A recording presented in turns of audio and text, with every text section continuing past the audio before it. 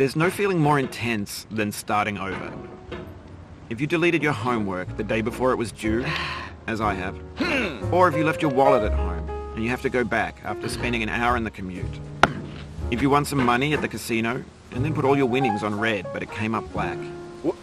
If you got your best shirt dry cleaned before a wedding and then immediately dropped food on it. If you won an argument with a friend and then later discovered that they just returned to their original view. Starting over is harder than starting up. If you're not ready for that, like if you've already had a bad day, then what you're about to go through might be too much. Feel free to go away and come back. I'll be here. Alright, thanks for coming with me on this trip. I'll understand if you have to take a break at any point. Just find a safe place to stop and quit the game. Don't worry, I'll save your progress, always, even your mistakes. This game is a homage to a free game that came out in 2002, titled Sexy Hiking. The author of that game was Y.O, a mysterious Czech designer who was known at the time as the father of B games. And B games are rough assemblages of found objects. Designers slap them together very quickly and freely, and they're often too rough and unfriendly to gain much of a following. They're built more for the joy of building them than as polished products. In a certain way, Sexy Hiking is the perfect embodiment of a B game. It's built almost entirely out of found and recycled parts, and it's one of the most unusual and unfriendly games of its time.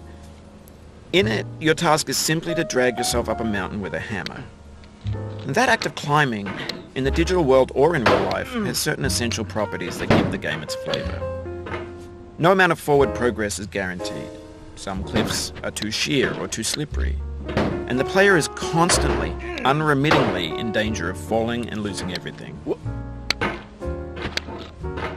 Anyway, when you start Sexy Hiking, you're standing next to this dead tree that blocks the way to the entire rest of the game.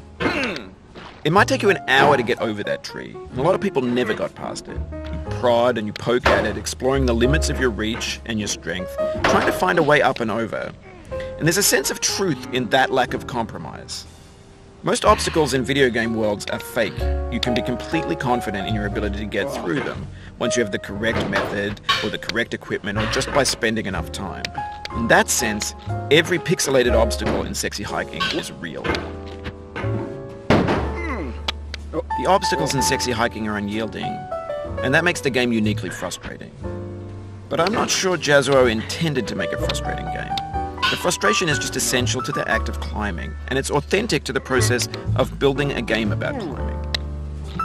A funny thing happened to me as I was building this mountain. I'd have an idea for a new obstacle, and I'd build it, test it, and it would usually turn out to be unreasonably hard. But I couldn't bring myself to make it easier. It already felt like my inability to get past a new obstacle was my fault as a player rather than as a builder.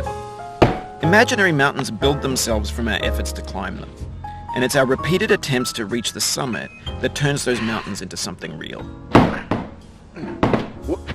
When you're building a video game world, you're building with ideas, and that can be like working with quickset cement.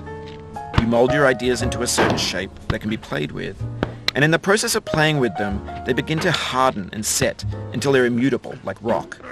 And at that point, you can't change the world. Not without breaking it into pieces and starting fresh with new ideas. For years now, people have been predicting that games would soon be made out of prefabricated objects, bought in a store and assembled into a world. And for the most part, that hasn't happened, because the objects in the stores are trash. I don't mean they look bad or that they're badly made, although a lot of them are. I mean they're trash in the way that food becomes trash as soon as you put it in the sink. Things are made to be consumed and used in a certain context, and once the moment is gone, they transform into garbage. In the context of technology, those moments pass by in seconds. Over time, we've poured more and more refuse into this vast digital landfill that we call the internet. It now vastly outnumbers and outweighs the things that are fresh and untainted and unused. When everything around us is cultural trash, trash becomes the new medium, the lingua franca of the digital age. And you can build culture out of trash, but only trash culture. B games, B movies, B music, B philosophy. Maybe this is what digital culture is. A monstrous mountain of trash, the ash heap of creativity's fountain. A landfill with everything we ever thought of in it. Grand, infinite, and unsorted. There's 3D models of breakfast, Gen X's fanfic novels, scan magazines, green screen Shia LaBeouf, banned snuff scenes on Live Leak. Facebook's got lifelike bots with unbranded adverts and candid shots of Kanye and Taylor Swift mashups, car crash epic failed GIFs, Russian dashcam vids, discussions of McRibs, discarded, forgotten, unrecycled, muddled, rotten, untitled. Everything's fresh for about 6 seconds, until some newer thing beckons, and we hit refresh. And there's years of persevering, disappearing into the pile, out of style, out of sight. In this context, it's tempting to make friendly content that's gentle, that lets you churn through it but not earn it. Why make something demanding if it just gets piled up in the landfill, filed in with the bland things? When games were new, they wanted a lot from you.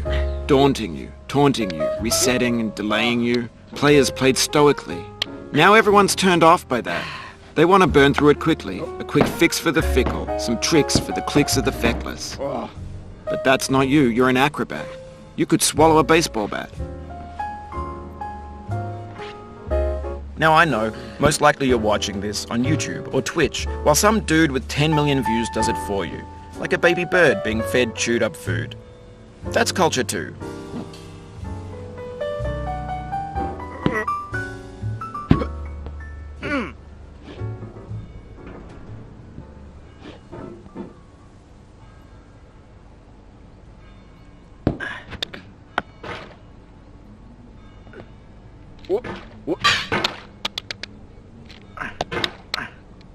Oh, you just lost a